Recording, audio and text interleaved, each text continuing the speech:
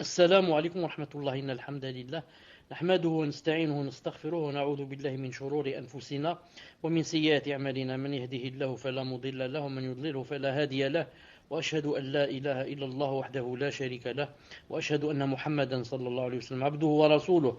يا أيها الذين آمنوا اتقوا الله حق تقاته ولا تموتن إلا وأنتم مسلمون. يا أيها الناس اتقوا ربكم الذي خلقكم من نفس واحدة وخلق منها زوجها وبث منهما رجالا كثيرا ونساء، واتقوا الله الذي تساءل به والأرحام إن الله كان عليكم رقيبا.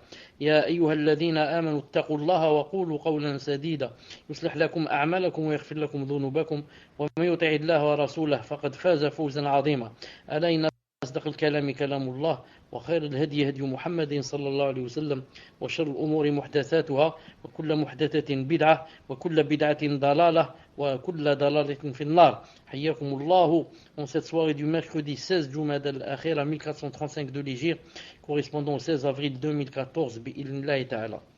Aujourd'hui, Inch'Allah, avec le 53e cours, bi'idhnillahi, le dernier du livre Le dogme du monothéisme de Cheikh Fawzan hafidahullah ta'ala. طيب.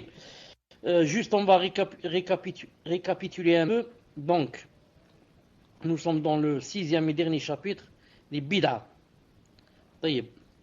On a vu le premier sous-chapitre, la définition de l'innovation. On a vu le deuxième, l'apparition des innovations dans la vie des musulmans. On a vu le troisième, la position de la communauté musulmane vis-à-vis des innovateurs. Et le quatrième, c'est quelques exemples d'innovation contemporaine. Dans ce dernier chapitre, sous-chapitre, il y a 2 ou 3 choses. La première, il y a la célébration de l'anniversaire du prophète sallallahu alayhi wa sallam. On l'a vu. Il y a solliciter la bénédiction des endroits, des sites, des morts et autres. C'est ce qu'on va voir bi'idhnillahi subhanahu wa ta'ala aujourd'hui. Solliciter la bénédiction des endroits, des sites et autres. Une seconde.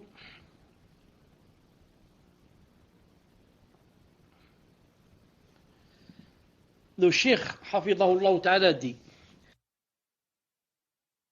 parmi les innovations introduites dans la sollicitation de la bénédiction auprès des créatures, ceci représente l'un des aspects du paganisme et un piège tendu par les escrocs pour détourner l'argent des naïfs.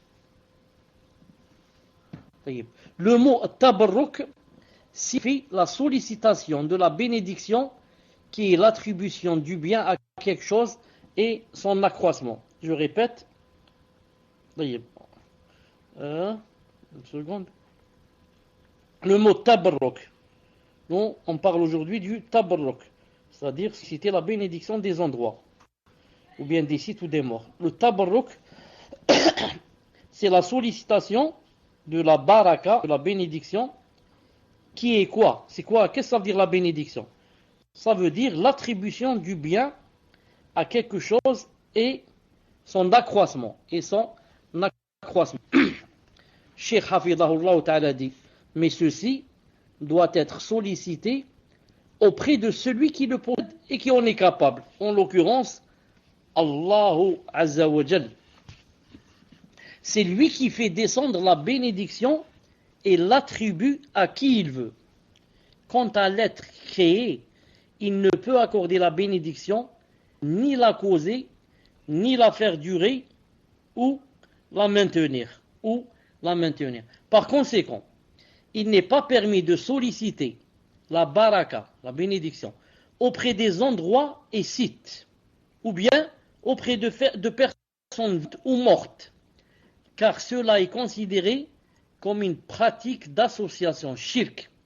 Shirk, si le solliciteur croit que c'est l'objet de la personne sollicitée elle-même qui accorde la bénédiction. Maintenant, dans le cas, le solliciteur croirait que la visite ou le fait de toucher ou se frotter à l'objet en question n'est qu'un moyen de se procurer la bénédiction de la part d'Allah, dans ce sens, ça devient une cause menant à l'association Allah Azza wa Jal, ce qu'on appelle wasila ila shirk, un moyen qui mène au shirk. Donc je récapitule très vite.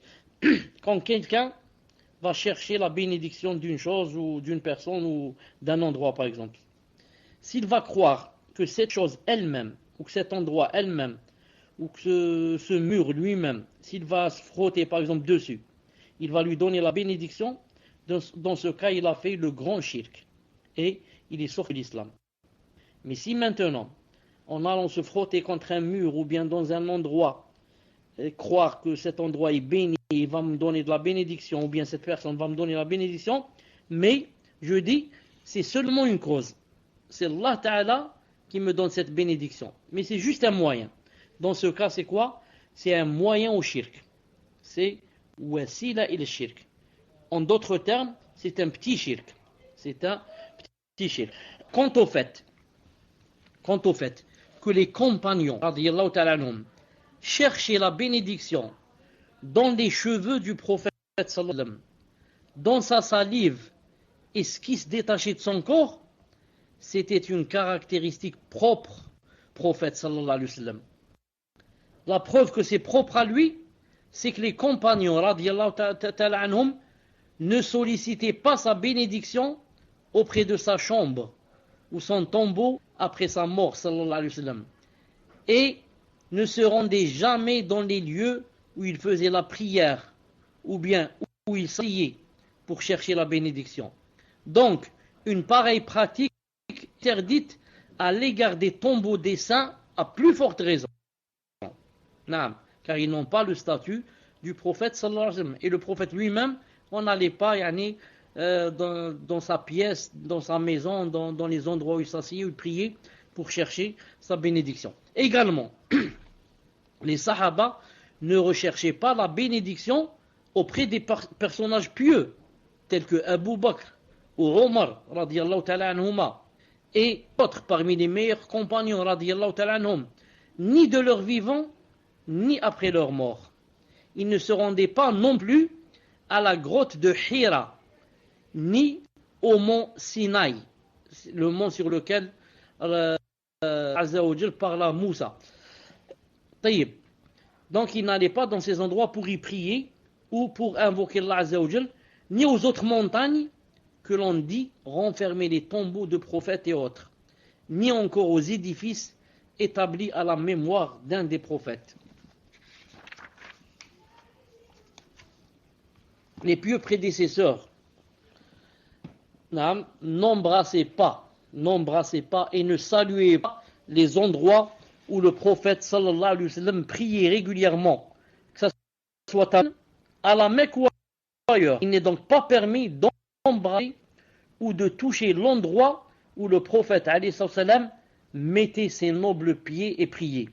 Que dire alors d'un endroit où une autre personne que lui a prié ou dormi? Ça me rappelle le hadith de Omar ibn Khattab radiyallahu ta'ala anhu, que vous connaissez tous.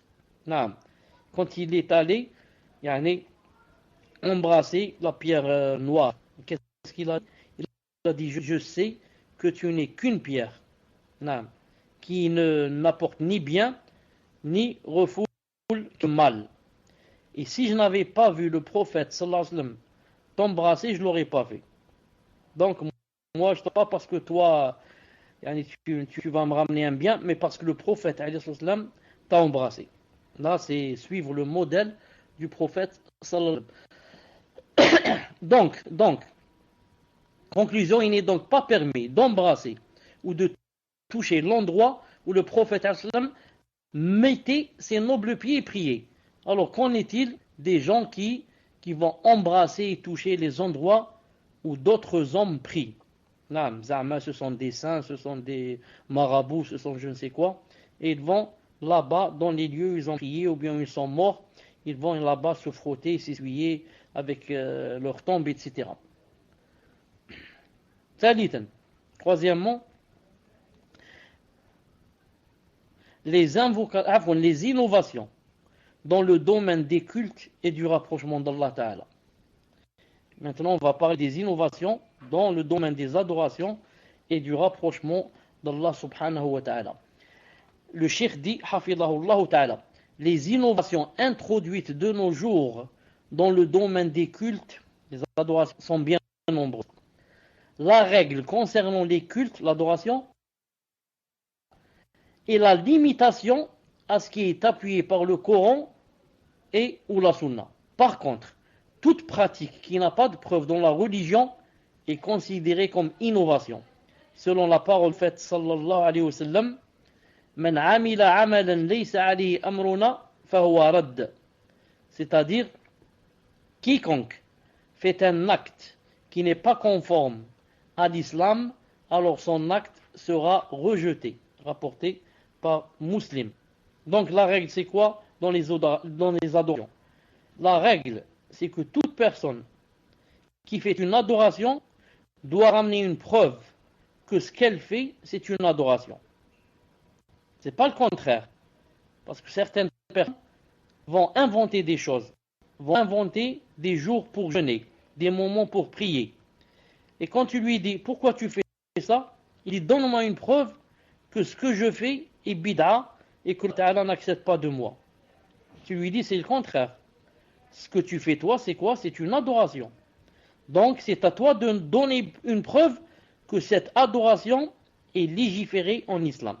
Donne une preuve que ce que tu fais comme adoration existe dans le Coran ou la Sunna. Pas à moi de te ramener une preuve que ce que tu fais n'existe pas. C'est plutôt une preuve que ce que tu fais existe. Car c'est ça la règle dans les adorations. Les cultes mis en pratique sans preuve sont nombreux de nos jours. C'est-à-dire les cultes qui sont des bid'a, qui n'ont aucun délit ni dans le Coran, ni dans la Sunna, sont nombreux en notre temps. Et on va citer bi'idhnillahi ta'ala quelques-unes de ces. La première par exemple, prononcer l'intention au début de la prière en disant j'ai l'intention d'accomplir telle ou telle prière. La première, prononcer l'intention au début de la prière en disant j'ai l'intention d'accomplir salat al-asr. Ya Allah, j'ai l'intention d'accomplir salat al-asr. Et comme ça. C'est bid'a. Pourquoi? Il s'agit d'une innovation parce que cela ne fait pas partie de la sunna du prophète sallallahu alayhi wa sallam.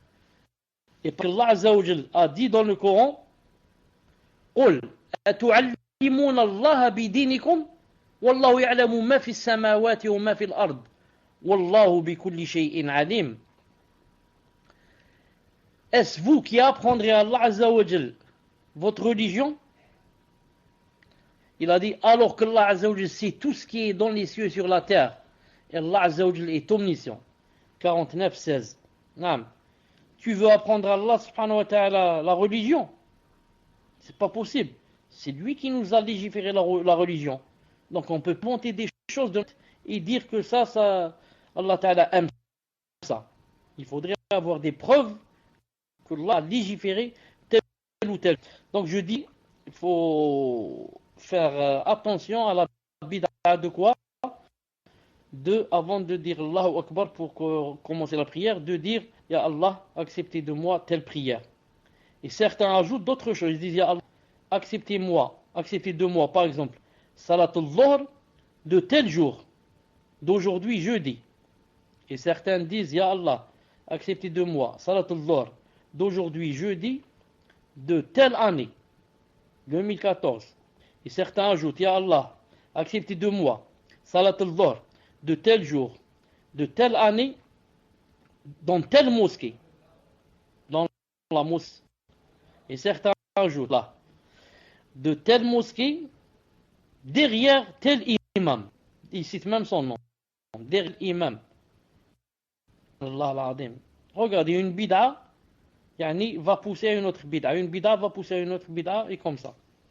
Subhanallah l'Adim. Ça, c'est la première bid'a. C'est un exemple. Premier exemple. Un autre exemple. L'évocation, c'est-à-dire l'évocation faite en groupe après. l'évocation faite en groupe parmi la prière. Et on les cherche, ça se trouve. Non, le cheikh dit, hafidahullah ta'ala, car ce qui est légiféré à ce moment, c'est quoi? C'est la récitation individuelle des évocations rapportées dans la sunna. Non, la sunna c'est quoi? Quand la personne termine la salat, c'est terminé. Maintenant je suis devenu seul. J'ai dit salakum, maintenant je dis astaghfirullah tout seul. Astaghfirullah, astaghfirullah, astaghfirullah. Allahumma anta salam wa minka salam, tabarakta ya dal jalal wal ikram. Ou je dis Allahumma a'inni ala dhikrik wa shukrik wa husni ibadatik. Et les autres évocations qu'il y a. Mais je ne les dis pas en groupe. Si je les dis en groupe, ça devient bid'a. Je dois les dire tout seul, bi'idhnillahi subhanahu wa ta'ala. Mais aussi les choses inventées qui rentrent dans la bid'a, il y a aussi le fait, par exemple, de réciter la sourate, l'ouverture, dans les occasions. Après invocation. Et pour les morts, donc c'est la sourate al-Fatiha dans les occasions. Il y a une occasion par exemple, il te dit, on lit al-Fatiha. Que l'occasion soit de la joie ou du chagrin, on lit al-Fatiha. Ou bien, après chaque occasion, il lève les mains et commence à faire les invocations. Quand il termine, il dit, alhamdulillah, rabbil rahman, Fatiha. Ou alors, pour les morts, ils vont par exemple devant la tombe de quelqu'un, ou bien même dans la maison, et quand ils pensent, ils disent il Fatiha. Ils lèvent la main et ils disent alhamdulillah rabbil alamin rahman rahim, et comme ça. Beaucoup qu'on m'entend pas. Salam alaikum. Est-ce que maintenant vous m'entendez? Est-ce que vous m'entendez? Alhamdulillah. Donc ça rentre aussi parmi les bid'a, une chose que le cheikh n'a pas citée, mais ça rentre dans ce qu'il a dit lui, c'est-à-dire dans le fait de demander à lire le Fatiha dans des occasions. C'est quoi? C'est le fait de réciter la sourate al-Fatiha dans le aqd shara'i. Quand on va faire le mariage, le mariage c'est quoi? C'est le tuteur qui va dire devant deux témoins fiables au prétendant. Qu'est-ce qu'il lui dit? Il lui dit, je te donne ma fille, et il cite son prénom, ma fille en mariage. Et l'autre il dit, j'accepte. C'est terminé le mariage, ça y est, elle est déjà mariée. Et avant cela, il commence par, bien sûr, khutbat al-haja, inna alhamdulillah, nahmadu wa nasta'inu wa nastaghfiruh. Et il lui dit, je te donne ma fille, l'autre il dit, j'accepte. Deux témoins ont entendu, ça suffit. Mais certains disent, non, il faut quoi? Il faut lire sourate al-Fatiha. Taïb. Et si tu lui dis pourquoi, il te dit, ça s'appelle Fatiha et le couple. Fatiha c'est l'ouverture. Et le couple va ouvrir une nouvelle vie. Donc c'est concordant le fait de lire le Fatiha, ça tombe bien. On leur dit, nous, qu'est-ce qu'on leur dit? On leur dit, ça n'existe pas ça dans la religion. On ne peut pas inventer des choses. Le Fatiha c'est fait pourquoi? Pour lire dans la salat. Et c'est l'ouverture de la salat. Aucune prière n'est acceptée s'il n'y a pas le Fatiha. Comme a dit le prophète sallallahu alayhi wa sallam. Que ça soit obligatoire ou surérogatoire. Non. Ça me rappelle, il y a peut-être, je ne sais pas combien, 15, 20, 20 ans, 25 ans, je ne sais pas combien, on m'a invité à faire un aqd shara'i dans le quartier où j'habitais à Alger autrefois. J'ai été et j'ai fait le aqd shara'i. Et bien sûr, je n'ai pas lu le Fatiha, et pourtant je leur ai expliqué qu'il n'y a pas le Fatiha. Et ensuite, j'ai terminé, je suis parti faire Salat al-Maghrib. Ensuite, quand je suis revenu Salat al-Maghrib, j'ai rencontré quelqu'un.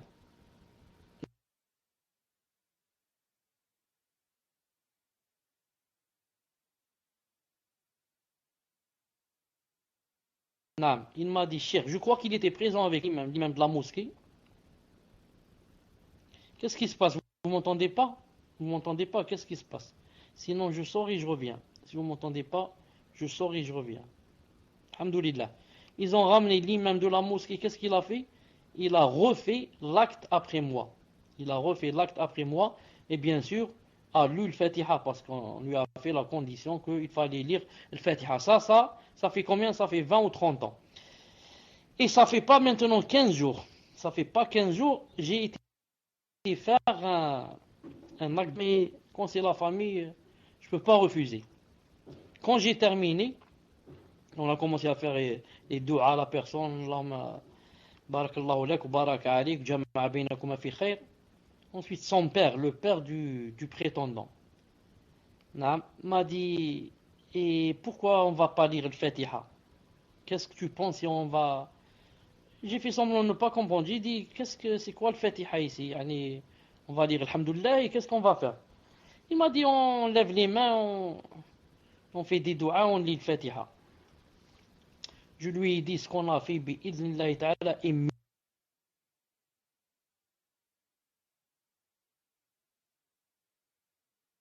mieux que ce que tu pas te garantir. Attendez. Apaiser ton cœur, laisse-moi apaiser ton cœur, en te disant que ce qu'on a fait, Inch'Allah ta'ala, c'est la vraie sunna. Et c'est mieux que, qu'on va inventer des choses et lire le Fatiha. Et il a accepté, comme on dit, tant bien que mal. Tant bien que mal. Al-Muhim. Parmi les innovations qu'il y a aussi, par exemple, il y a l'organisation d'obsèques pour lesquelles on prépare à manger et on paye des récitateurs pour venir lire le Coran. Maintenant, dommage, dans beaucoup de familles, quand il y a un mort, qu'est-ce qu'ils font? Ils préparent à manger. Et la sunna, c'est quoi? La sunna, ce sont les voisins qui préparent à manger. Seulement à qui? Seulement aux parents du défunt et sa famille. Parce que les parents du défunt n'ont pas le temps. Quelqu'un qui a perdu son père, ou est-ce qu'il a le temps d'aller cuisiner? Donc ce sont les voisins qui leur cuisinent. À eux et à qui?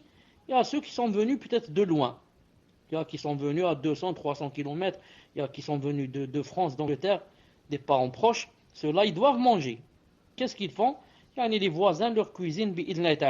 Mais maintenant, ce qui est dommage, c'est que les gens, subhanallah al-azim, préparent pour eux, et pour les étrangers aussi. C'est-à-dire, ils mettent des tables, et ils préparent, au lieu que ça soit le minimum, juste pour manger ce jour-là. Non, ils préparent même avec ce qu'on appelle, avec le dessert, la confiture, les gâteaux, toutes choses. Et maintenant, ce qui est très dommage, c'est qu'il arrive, dans beaucoup de cas, que tu passes devant la maison de certaines personnes et que tu vois les tables dehors et les gens assis, en train de discuter, de rire et de fumer la cigarette, Wallahi al-azim, que tu n'as aucune preuve. Est-ce que c'est un mariage ou bien ce sont les obsèques d'un mort? Wallahi al-azim, que tu ne peux pas savoir. Et que beaucoup plus tu vas croire que c'est un mariage. Beaucoup plus tu vas croire que c'est un mariage et que c'est pas quelqu'un qui est mort. Ensuite on te dit non, c'est quelqu'un qui est mort. Tu dis subhanallah, à ce point. Non. Donc la sunna, inshallah ta'ala, c'est que quand il y a un mariage, quand il y a comme ça une mort, et que quelqu'un va par exemple chez la famille du mort pour leur faire les condoléances, de ne pas s'asseoir pour manger. De ne pas s'asseoir pour manger. Juste en restant debout, il dit, voilà, lillahi ma a'ta, lillahi ma akhad, lillahi ma akhad, lillahi ma a'ta, wa kullu shay'in 'inda Allah ila ajalin musamma, fasbir wahtasib. C'est tout, fasbir wahtasib. Si on ne connaît pas la doua, on lui dit quelque chose qui se rapproche. On lui dit, qaddarallahu ma sha'a fa'al, tout le monde va mourir, alors patiente. Non, comme ça dit. Et maintenant, si on est de la famille, c'est autre chose. Mais si on n'est pas de la famille, on doit juste dire les condoléances et partir. Taïb, qu'est-ce qu'il y a encore? Est-ce qu'il ajoute autre chose? Non, le cheikh dit, comme autre exemple de toutes ces choses ne sont que des innovations non et des entraves au sujet desquelles Allah Azza wa Jalla n'a fait descendre aucune preuve.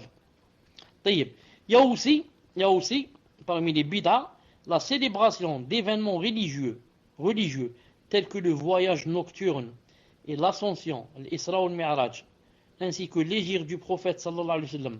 Beaucoup de gens, na'am, qu'est-ce qu'ils font? Ils célèbrent yani, le voyage nocturne et l'ascension de l'Isra ou le Mi'raj. Qu'est-ce qu'ils font? Ou bien ils préparent à manger, ou bien ils prient cette nuit-là, ou bien ils font des cours dans la mosquée. Des fois même ils font des cours dans la mosquée. Pourquoi tu fais des cours aujourd'hui? Il te dit on célèbre le voyage du prophète sallam, Isra ou Mi'raj. Tout ça, ce sont des innovations qui n'ont aucun fondement dans la religion.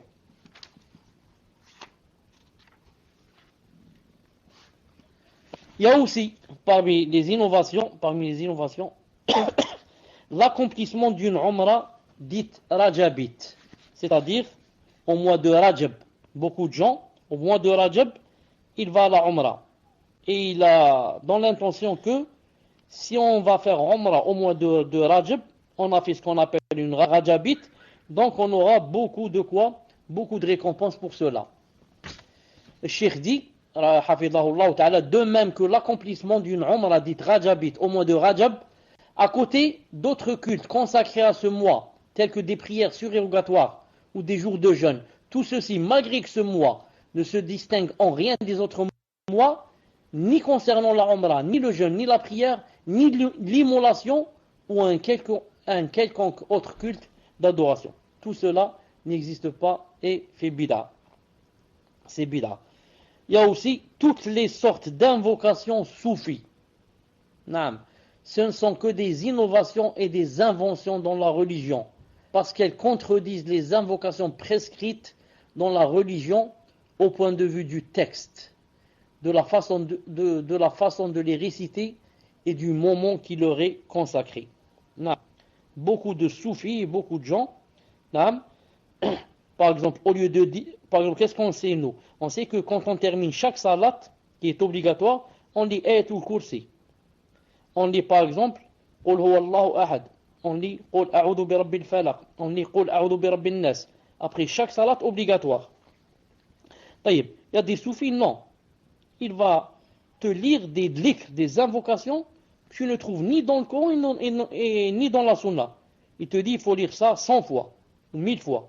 Et mieux que cela, il te dit c'est mieux que de lire Ayatul Kursi ou alors Qul a'udhu bi rabbil falaq, Qul huwallahu, Qul a'udhu bi rabbin nas. Il te dit ça c'est mieux. A'udhu billah. Donc tu es devenu législateur. Toi maintenant donc, c'est toi qui légifères. Subhanallah l'azim, tu nous donnes des dhikr que tu as inventé de ta tête et tu nous dis il faut lire ça à la place de ce qu'a rapporté le prophète islam et tu as l'audace de dire que c'est mieux que quoi? Que ce qu'a rapporté le prophète sallallahu alayhi wa sallam. A'udhu billah, ça peut faire sortir de l'islam. Ça peut faire sortir la personne de l'islam. A'udhu billah. Les soufis, wallah al-azim, les soufis, ils sont vraiment dans l'égarement total. Ils ont inventé des dhikr qui n'existent ni dans le Coran ni dans la Sunna. Ils se fatiguent du matin au soir en disant telle et telle phrase 1000 fois, 10 000 fois, et comme ça. Ils se fatiguent. Ils ne savent pas que rien n'est accepté jusqu'à ce que ça existe dans le Coran et dans la Sunna. Sinon, ce n'est pas accepté. Pourquoi? Car ce sont des adorations. Naam. Rentre également dans les bid'a. Et beaucoup de gens le font. Le fait de consacrer la nuit de la mi-Sha'ban, la moitié de Sha'ban, à la prière et sa journée au jeûne. Beaucoup de musulmans.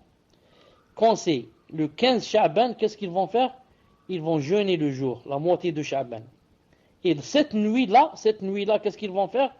Ils vont prier, il y en a des 4, 6, 10 ou peut-être toute la nuit. Tu lui dis pourquoi? Il te dit car c'est la moitié de Sha'ban. Et la moitié de Sha'ban, d'accord, je suis d'accord que c'est la moitié de Sha'ban. Y a-t-il quelque chose dans le monde que c'est bien de jeûner aujourd'hui et de prier? Il ne va pas trouver. Il va te dire, moi, ça fait mon père, ça fait 40 ans que je le vois faire cette chose, moi je la fais. Ma mère, ça fait 40 ans qu'elle fait ça, moi je suis mes parents. Donc il suit ses parents au lieu de suivre le Coran et la Sunna, qu'Allah Ta'ala nous préserve. Rentre également dans les bid'a le fait de construire sur les tombes,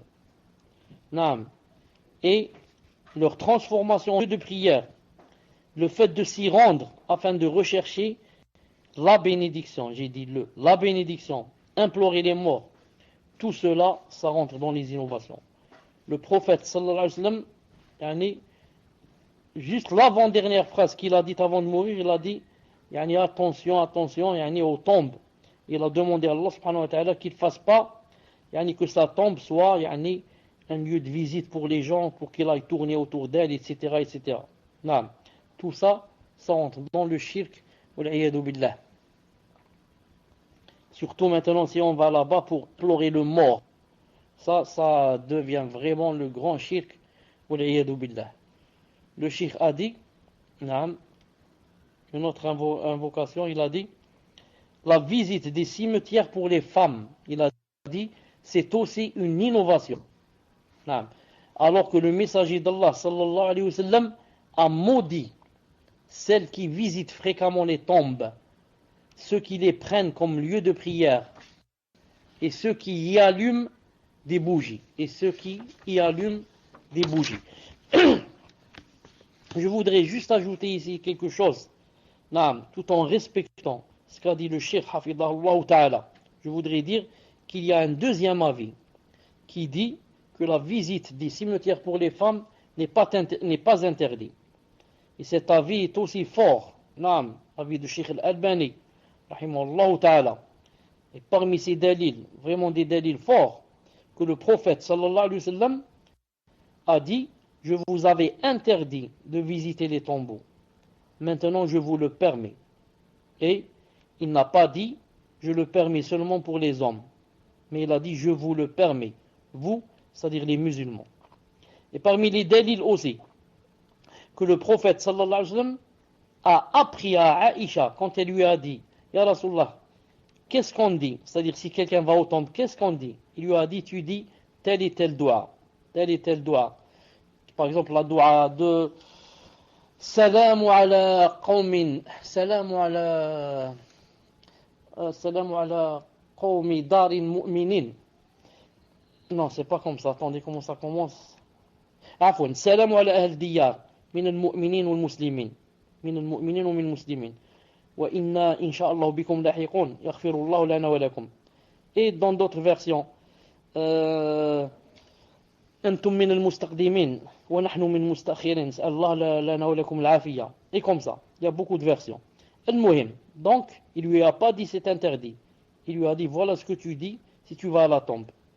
Et aussi parmi les dalils dans Sahih al-Bukhari que le prophète sallallahu alayhi wa sallam est allé au cimetière. Il a trouvé une femme en train de pleurer et même de plus ou moins lever la voix. Il lui a dit Béré, ittaqillah usbiri, crains Allah subhanahu wa ta'ala et patiente. Elle lui a dit éloigne-toi de moi. Ensuite, quand il est parti, alayhi salam, les gens lui ont dit à cette femme, lui ont dit tu as reconnu c'est qui cette personne? Elle a dit non. Ils ont dit c'est le prophète sallallahu alayhi wa sallam. Tu as dit ça au prophète sallallahu alayhi wa sallam. Elle a vite couru vers sa maison. Elle a dit quand je suis arrivé à sa maison, je n'ai pas trouvé de garde du corps devant la porte. Donc, elle a demandé la et est rentrée chez le prophète sallam, ou bien lui il est sorti et elle lui a dit, elle a demandé des excuses. Qu'est-ce qu'il a dit? Il a dit la phrase célèbre, il a dit Innama sabru inda sadmati al-ula. La patience se trouve dans le premier choc. La patience se trouve le premier choc. Al-Muhim, le témoin c'est quoi? Il a trouvé devant la tombe en train de pleurer et de lever la voix. Il lui a dit crains Allah et patiente, et ne lui a pas dit pourquoi tu es allé visiter la tombe. Ensuite, pour terminer, d'autres dalils qui prouvent que quoi? Qu'il y a un avis fort qui dit que c'est permis à la femme d'aller visiter les tombes, c'est que le prophète sallallahu alayhi wa sallam a dit dans un hadith authentique, il a dit visiter les tombes car ça fait larmoyer les yeux, ça donne les larmes aux yeux. Or, donner les larmes aux yeux, comme c'est demandé pour l'homme, c'est aussi demandé pour la femme. La femme c'est bien aussi Qu'elle pleure, qu'elle pleure. C'est demander qu'elle pleure pour l'au-delà, ça. Donc, pourquoi y aurait-il une différence entre l'homme et la femme? Pourquoi c'est permis pour l'homme, interdit pour la femme? Dans un autre hadith authentique, il a dit, sallallahu alayhi wa sallam, visiter les tombes, ça fait penser à la mort. Donc, le fait que ça fasse penser à la mort, c'est bien aussi que ça fasse penser à la femme, pas seulement à l'homme. Et dans une troisième version authentique, il a dit, sallallahu alayhi wa sallam, visiter les tombes, ça fait penser à l'au-delà. Et l'au-delà, penser à l'au-delà. Comme c'est bien pour l'homme, c'est bien aussi pour la femme. Donc, pourquoi ça serait permis seulement pour l'homme? Et si quelqu'un va dire, non, mais le prophète a maudit celles qui vont aux tombes, on lui dit, non, le prophète a maudit les exagératrices, celles qui vont souvent. Comme il a dit, il a dit, le sahabi a dit, le prophète la'ana zawarat al-qubur. Il n'a pas dit za'irat al-qubur. Le prophète a interdit, ou plutôt a maudit, celles qui exagèrent en allant au tombeau. Et n'a pas dit, elles sont maudites celles qui vont au cimetière. Il y a une grande différence entre les deux. Si une femme maintenant, elle va dire, chaque jour je vais aller au cimetière, on lui dit, tu rentres dans la malédiction. Si elle dit, un jour je vais, un jour non, on lui dit, tu rentres dans la malédiction. C'est beaucoup. Mais si maintenant, elle reste 2, 3, 4 mois, elle ne va pas au cimetière. Ensuite, elle trouve quelque chose dans son cœur, elle dit, je vais pour me rappeler la mort et pour me rappeler l'au-delà, et pour larmoyer les yeux, et pour voir mon fils qui est mort, et elle part. Elle va là-bas, une fois tous les 3 mois, une fois par an, une fois. Ça, ce n'est pas interdit, d'après le deuxième avis, Inch'Allah ta'ala. Taïb, pour terminer, le cheikh dit, les innovations conduisent à la mécréance et constituent un ajout dans la religion que ni Allah, ni son envoyé, ni Allah ni son envoyé n'ont décrété. L'innovation est pire que le péché majeur. Subhanallah l'adem. Vous savez, il y a le shirk. Parmi les péchés, si on va détailler les péchés, le premier péché, c'est quoi? C'est le grand shirk. Non, c'est le shirk. Ensuite, qu'est-ce qu'il y a? Ensuite, il y a la bid'a. Non. Ensuite vient le péché majeur, c'est-à-dire le grand shirk. Ensuite, le petit shirk. Ensuite, la bid'a. Ensuite vient le péché majeur. Ensuite, le petit péché. En fait, il dit, elle fait plus plaisir à Satan que les grands péchés. Pourquoi? Car le pécheur sait, celui qui fait les grands péchés, il sait qu'il est en train de commettre une désobéissance envers Allah, ce qui le pousse au repentir. Quant à l'innovateur, il croit que son innovation est un moyen de se rapprocher d'Allah, et par conséquent, il ne se repent pas. Non. Celui qui fait le grand péché, il est en train de faire, et que Allah est en colère contre lui, et qu'il doit faire le repentir, Inch'Allah, il va le faire. Mais celui qui innove ne sait pas. Il croit qu'il est mieux que toi. Il te dit, moi j'ai des dalils, c'est toi qui es dans la faute. Regarde, moi ce que je dis. Allah Ta'ala a dit, son prophète a dit, il te ramène comme ça des choses qui n'ont rien à voir avec sa bid'a. C'est pour ça que les savants disent, en fait, il y a deux sortes d'ignorance. L'ignorance simple et l'ignorance complexe. Celui qui fait le grand péché, c'est quelqu'un qui a une ignorance simple. Et celui qui innove, c'est quelqu'un qui a une ignorance complexe. Pourquoi? Parce qu'il ignore deux fois. La première, il ignore parce qu'il a fait faux. Et la deuxième, car il ignore qu'il ignore. Il ignore qu'il ignore, il ne sait pas. En outre, les innovations suppriment les traditions prophétiques et les rendent détestables. Non, quand quelqu'un innove, qu'est-ce que ça veut dire? Ça veut dire qu'il a enlevé une sunna et il a placé à sa place une innovation. Ainsi que ceux qui la pratiquent, je répète, en outre, les innovations suppriment les traditions prophétiques et les rendent détestables, ainsi que ceux qui la pratiquent, al-sunnah, auprès des innovateurs. Al-sunnah sont détestés auprès des innovateurs. Les innovateurs n'aiment pas al-sunnah. Tu te dis, regarde celui-là, Zama, il suit le prophète et ceci et cela. Il n'aime pas al-sunnah. Pourquoi? Parce qu'il sait qu'il est dans la bid'a. D'autant plus que l'innovation ne fait qu'éloigner d'Allah Azza wa Jal, provoque sa colère et son châtiment. Et l'innovation est à l'origine de la déviation et de la corruption des cœurs. Qu'Allah subhanahu wa ta'ala nous préserve. Comment se comporter envers les innovateurs? Cheikh Hafidahullah ta'ala dit: il est interdit de rendre visite à un innovateur et de le côtoyer, sauf pour le conseiller et dénoncer sa pratique. Sinon, il peut influencer en mal celui qui le fréquente, et ainsi ce mal risque de se propager. Il faut mettre les gens en garde contre lui et son mal, si l'on ne peut l'empêcher de pratiquer son innovation. Il incombe aux savants et aux dirigeants musulmans d'interdire les innovations, de punir les innovateurs et de les dissuader, car le danger des innovations est imminent pour l'islam et les pays mécréants les encouragent et les aident de diverses façons à propager leurs innovations, du fait que cela contribue à détruire l'islam et à nuire à son image. Nous demandons à Allah Azza wa Jal de porter secours à sa religion, de faire en sorte que sa parole soit au-dessus de tout et de vaincre ses ennemis. Qu'Allah prie sur notre prophète Mohammed et lui adresse ses salutations, ainsi que sa famille et ses compagnons. Mouhim, je relis ce qu'il a dit ici. Il a dit: il est interdit de rendre visite à un innovateur et de le côtoyer, sauf pour le conseiller et dénoncer sa pratique. Non. Pourquoi il est interdit de le côtoyer? C'est dommage, tu trouves beaucoup de gens qui aiment la sunna, etc., et aiment le din, mais ils ont comme amis des innovateurs et des innovatrices. Des innovateurs, des frères musulmans et des sœurs musulmanes, des tablirs, des ahbaj, et comme ça. Non. Et tu le trouves comme ami de lui. Alors que ça ne peut pas marcher. Pourquoi? Car si on le côtoie, c'est juste pour lui donner des nasiha. Naam. Sinon, c'est interdit. Pourquoi? Car il va te donner son poison sans que tu le saches. Et il va te contaminer sans que tu le saches. Naam, il va te faire du mal sans que tu le saches. Ensuite, toi, tu peux tromper les gens. Les gens disent: regardez, donc celui-là, il est côtoyé par X et Y des salafis, donc il est quelqu'un de bien. Sinon, on ne serait pas avec lui. Ensuite, le prophète a dit: La tusahib illa mu'minan. Ne côtoie qu'un croyant. Wa la ya'kul ta'amaka illa taqi. Et ne doit manger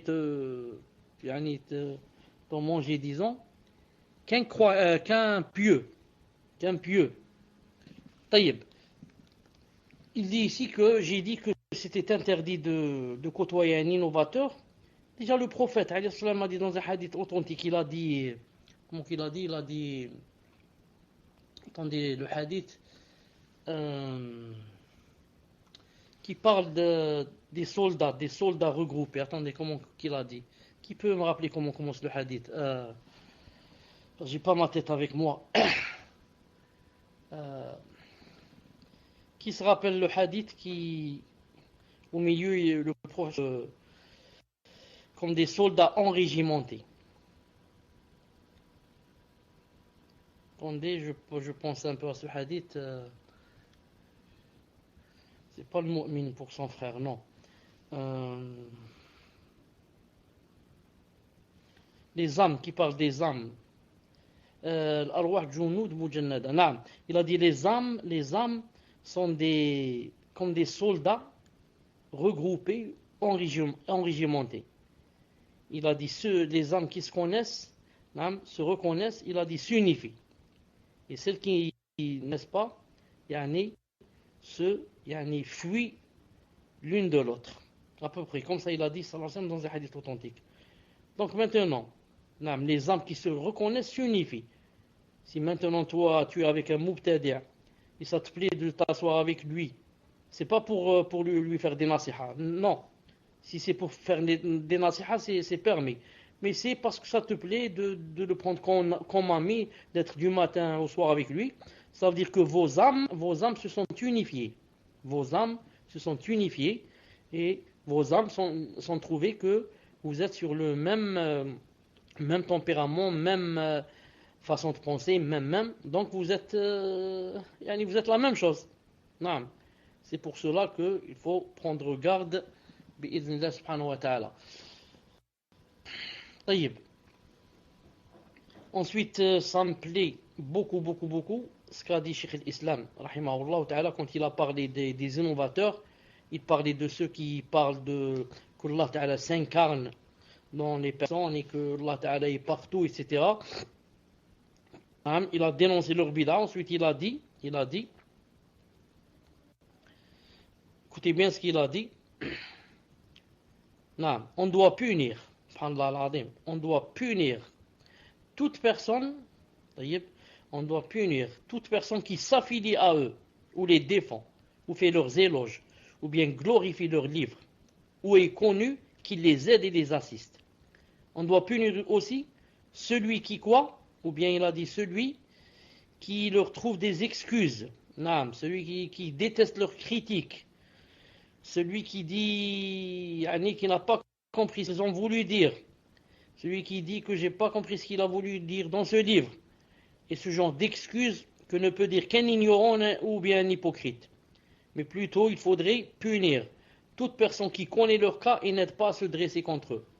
Car le fait de se dresser contre eux rentre, il a dit, dans les plus importantes des obligations. Pourquoi ? Car ils ont corrompu la raison et la religion des gens, comme les chouyours, les savants, les rois, les princes. Et ils sèment la corruption sur terre. Et ils obstruent le sentier d'Allah aux gens. Subhanallah al-Azim. Subhanallah al-Azim. Une chose qu'on devrait écrire avec de l'or. Naam, subhanallah al-Azim. Qu'est-ce qu'il a dit ? Une seconde avant cela, je répète, il a dit, on doit punir toute personne qui s'affilie à eux, qui dit moi je fais partie de ceux-là. Ou bien, c'est pas seulement faire partie à eux, mais aussi qui les défend. Ou bien qui fait leurs éloges, il dit ils sont bien, Allah. Ou bien qui glorifie leurs livres, il dit regardez leurs livres, ils sont masha'Allah. Ou bien qui les aide, les attire, les assiste. Et il a dit aussi, on doit punir celui qui critique leurs éloges. C'est pas critique leurs éloges, celui qui déteste leurs critiques. Quand tu critiques quelqu'un, il y a des mubtadi'a devant lui, il n'aime pas. Il te dit, il ne faut pas les critiquer, tu fais de la médisance. Ah bon, je suis en train de faire la médisance. Je suis en train de montrer aux gens que cette personne est dangereuse dans le din, qu'elle dit des choses fausses, qu'elle obstrue le sentier d'Allah, qu'elle critique, sans le vouloir, elle fait la guerre à la sunna, cette personne. Cette personne, prêche le faux, le mal. Comment je le laisse faire ? Non, ce n'est pas de la critique. Plutôt, quand je le critique, ce n'est pas de la médisance. Qu'est-ce qu'il a dit ici, Cheikh à il a dit, le fait de se dresser contre eux fait partie des plus importantes obligations. Quand tu te dresses contre eux et tu montres aux gens qui sont dans le faux et qu'il faut les éviter, tu as fait l'une des plus grandes, importantes, les plus importantes obligations et devoirs islamiques. Donc ça veut dire le contraire, ça veut dire si tu ne te dresses pas contre le mubtadi', tu ne le montres pas aux gens, tu ne fais pas, tu ne le critiques pas, tu ne fais pas de mise en garde contre lui, ça veut dire que tu as délaissé l'une des plus grandes obligations et des plus grands devoirs. L'un des plus grands devoirs envers Allah subhanahu wa ta'ala, tu ne l'as pas fait. Et envers les gens.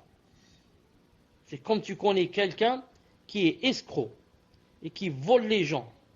Il est très connu. Ça fait des années qu'il fait ça. Et maintenant, tu sais qu'il va demander, il va emprunter de l'argent chez quelqu'un. Et tu ne dis pas à ce quelqu'un, tu ne dis pas attention, il ne faut pas lui prêter de l'argent, c'est un escroc. Et tu le laisses alors que tu sais qu'il va l'escroquer. C'est un peu comme si, ta voisine, tu sais qu'il y a quelqu'un qui est venu lui demander sa main ou qui va lui demander sa main et que ce quelqu'un, par exemple, c'est un bouddhiste ou c'est un chrétien, il se fait passer pour un musulman, par exemple. Mais c'est quelqu'un de vraiment qui prend la drogue matin et soir. Et tu n'avertis pas ta voisine, tu lui dis pas attention, lui là je le connais bien, voilà ce qu'il est, voilà ce qu'il est. Tu la laisses comme ça. Non. Alors ça c'est dans la dunya. Qu'en est-il maintenant celui-là dans le din? Regarde comment qu'il est dans le din et tu vas le laisser faire. Qu'Allah Ta'ala nous préserve. Ensuite, je voudrais vous dire une chose. Nous, quand on fait, par exemple, on met en garde contre quelqu'un. Et quand on, par exemple, on lui parle pas, etc., à cause de sa bid'a. À cause de sa bid'a. Non. Ce n'est pas seulement yani, à cause de cette personne, mais c'est aussi yani, parce que c'est un bien pour nous. Non, car le fait, par exemple, de s'éloigner d'un innovateur, ça comprend au moins trois intérêts. Le premier intérêt, c'est l'intérêt de l'isoler. La personne qu'on vient d'isoler, c'est un intérêt pour elle qu'on va l'isoler. Elle-même, le mubtadi', quand on l'isole, c'est un intérêt pour lui. Quel intérêt il a? Regardez Allah Ta'ala lorsqu'il a cité dans le verset. وعلى الثلاثة الذين خلفوا إذا ضاقت عليهم الأرض بما رحبت وضاقت عليهم أنفسهم وظنوا لا ملجأ من الله إلا إليه ثم تاب عليهم ليتوبوا إن الله هو التواب الرحيم. Pour les trois qui étaient restés à l'arrière, toute vaste qu'elle fut, la terre leur paraissait exiguë. Ils se sentaient à l'étroit dans leur propre personne et ils pensaient qu'il n'y avait d'autre refuge auprès d'Allah qu'auprès de lui. Puis, c'est ça le témoin, puis il agréa le repentir pour qu'il revienne à lui, car Allah est l'accueillant au repentir et le miséricordieux. Donc, je répète, il y a un intérêt pour le mubtadi'. C'est quoi l'intérêt? Pour qu'il revienne vers Allah subhanahu wa ta'ala. Comme les trois ici qui sont revenus à Allah ta'ala. Quand il voit que les gens ne lui parlent plus, etc., qu'est-ce qu'il va dire? Il va dire, je la faute. Il faut que je fasse tawbah et que je revienne. Si maintenant tout le monde l'accueille, tout le monde lui sourit, il ne va pas revenir vers le haqq. Donc c'est un bien même pour lui. Ça. Et deuxièmement, il y a un intérêt pour celui qui l'a isolé. Moi, en m'éloignant de lui, il y a un intérêt pour moi. Quel est l'intérêt? L'intérêt, c'est qu'il ne me donne pas son poison.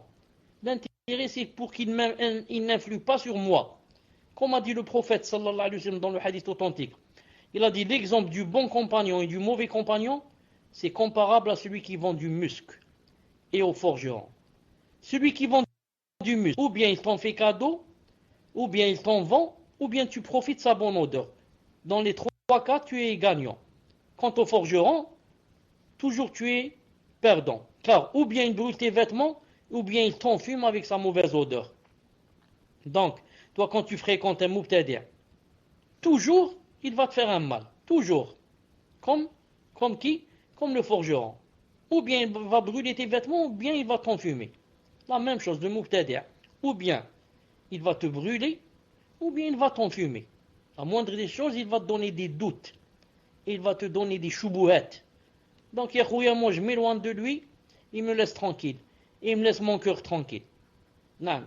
Que j'aime pas entendre ces choubouettes et ces dalils, etc. Parce qu'il va surtout que j'ai pas beaucoup de science, il va me donner des ambiguïtés. Par contre, quand je fréquente quelqu'un de al-sunnah, quelqu'un de salafi, quelqu'un qui a de la science, masha'Allah, c'est comme le porte du muscle. Ou bien il va me faire cadeau, ou bien il va me vendre, ou bien, alhamdoulilah, j'étais en bonne compagnie, il y a la bonne odeur. Ça, c'est le deuxième intérêt. Et le troisième intérêt, quand on exile quelqu'un, il y a l'intérêt des gens. Il y a l'intérêt des gens. C'est quoi le délit de l'intérêt des gens? Les gens, quand ils vont nous voir, qu'on ne parle pas avec lui, qu'il est isolé, ils vont éloigner de lui. Car quand ils vont te voir avec lui, ils vont dire donc il est quelqu'un de bien. Mais maintenant, quand tu l'as isolé, tu as aidé les gens aussi à ce qu'ils ne tombent pas dans son piège. Comme faisait le prophète sallallahu alayhi wa sallam lorsqu'il délaissait la prière mortuaire sur l'endetté. Quand il commençait les premiers temps de l'islam, il ne priait pas sur celui qui avait des dettes. C'est l'intérêt de qui? L'intérêt des gens. Comme ça, les gens, quand ils vont voir le prophète sallallahu alayhi wa sallam ne pas prier sur quelqu'un qui a des dettes, ils vont peur des dettes. Personne ne va s'endetter. Il va dire, moi, Si je m'endette, il faut que je paye. Car j'ai peur, si je meurs, le professeur ne va pas prier sur moi. Et les musulmans ne vont pas prier sur moi. Donc c'est pour l'intérêt des gens de s'éloigner aussi du mubtadi'. Donc vous voyez que le fait de s'éloigner d'un mubtadi', ça comporte au moins trois intérêts. Ça comporte l'intérêt du mubtadi' lui-même, l'intérêt du sunni qui s'est éloigné de lui, et l'intérêt des gens pour qu'ils ne tombent pas dans leur piège. Que Allah subhanahu wa ta'ala nous aide. Pour terminer, dire, seulement il faut être milieu. Ni laxiste, comme certains frères et sœurs qui, quand tu veux parler du mubtadi', tu mets en garde, ils te disent tu fais de la médisance. Celui-là miskin, il est laxiste. Il n'a pas dans le cœur le fait subhanallah, le fait de combattre la bid'a. Et il y a qui? Les exagérateurs et exagératrices. Juste pour un péché, il va t'exoler, il va plus te parler. Juste pour un péché, ce n'est même pas une bid'a. Car vous savez, tout bid'a est un péché. Mais pas tout péché, c'est une bid'a. Vous savez ça. Tout bid'a, toute innovation est un péché. Mais pas tout péché est une innovation. Je vois quelqu'un tendre sa main à une femme. Il a fait une bid'a ou il a un péché? Il a fait un péché. Est-ce que ça veut dire que pour une fois il a tendu sa main, peut-être il était dans la contrainte, peut-être il a eu honte, peut-être ceci, cela? Est-ce que ça veut dire que je vais l'isoler, je ne vais plus jamais lui parler? Et peut-être même pas lui donner de nasiha. Non, lui dire je l'ai vu en tête à tête avec une femme, donc là celui-là je ne vais plus lui parler, je vais le quitter à vie jusqu'à ce que je meure. Donc il y a ceux qui ont le laxisme et il y a ceux qui ont l'exagération, et le meilleur d'entre nous c'est celui qui est au milieu, bi'idhnillahi subhanahu wa ta'ala. Ensuite, aujourd'hui j'écris fin du livre et non pas fin du cours. Naam. Et et je remercie le Tout-Puissant qui nous a aidés à commencer ce livre et à le terminer bi'idhnillahi subhanahu wa ta'ala. Et qu'Allah subhanahu wa ta'ala remplisse de récompenses la personne qui nous a envoyé ce livre et qu'il lui donne, qu'il lui laisse ses récompenses et lui remplisse la balance demain quand cette personne va rencontrer Allah subhanahu wa ta'ala. Et qu'il remplisse de récompenses toutes les personnes qui ont assisté avec nous, qui ont fait des efforts pour assister du début à la fin, ou alors des efforts pour assister à la plupart des cours, ou alors des efforts pour assister à cours. Allah subhanahu wa ta'ala qui nous aide à ce qu'on applique bien ce qu'on a appris dans ce livre et qui nous aide à commencer, Inch'Allah ta'ala.